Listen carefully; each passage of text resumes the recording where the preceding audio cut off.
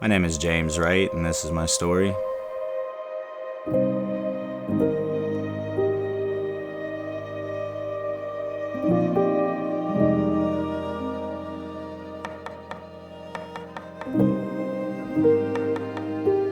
Before Jesus was in my life, I guess that goes all the way back to my childhood and the rough start that I had. My mom left me outside with all my clothes in a bag when I was 3. Luckily, my dad came and picked me up. There was no Christianity in my family. My father was in prison when I was born. He was physically and mentally and verbally abusive for most of my childhood. As I approached my teenage years, I found out that my mother was addicted to crack, and she was selling all my stuff, all of her stuff, all of my brother's stuff, and herself, her body, to accommodate this addiction. And by the time I reached my teenage years, I had had enough. I had enough of being dominated by my father, and I had enough of, my mother's just complete lack of concern, so I took to the streets. I was locked up pretty much from 14 to 18, off and on, and I really just didn't care what happened in my life. And my alcoholism really took off in college. I was a heavy drinker, and I failed out after a semester because I went from being in a lockdown facility to being on a college campus all in the same day. I was put away for 15 months for something I didn't do, and the consequences of that caused me to try to drink myself to death.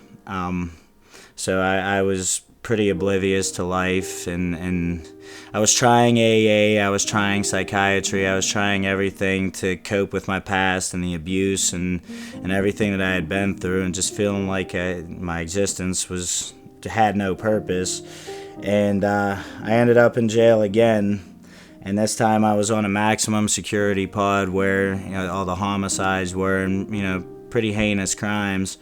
And there was this Bible study, and I took a chance and I walked into it one day, and these people who people would really just write off and think that they served no purpose or had no value in life were working through things, even confronting each other and living life like Christians, even in the worst of scenarios. And they were just loving each other, and that God was there, and I couldn't play the fence any longer. Like I knew that I was a Christian at that point, and I said a very, very meant prayer before I walked out, and I said, God, please remove this alcoholism from me.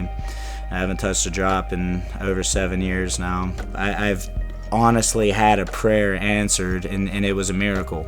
It was nothing short of a miracle, because AA, psychiatry, medication, none of that ever worked to take away my alcoholism. I finally met my wife, and one of the first times that we hung out, I opened the Bible and started talking to her about it. I think I read you my Romans 8:18, where my current struggles are nothing compared to the glory that He's revealing me, and He really has. I can stand here today and say that I'm a proud father, and I'm a good father. I'm someone who should be around my kids. I'm someone who, does everything that a father should do for his kids, and I feel like, God is smiling down on me with that. Knowing that I get to be a father to Damien, to Brody, to Kaya, and either Kane or Kira when he or she is born, just brings so much peace to my soul. And I get to be a husband to my lovely wife, Ariadna, for those who have problems pronouncing her name. I love her and them so much, and I wouldn't have any of that in my life if it weren't for Jesus.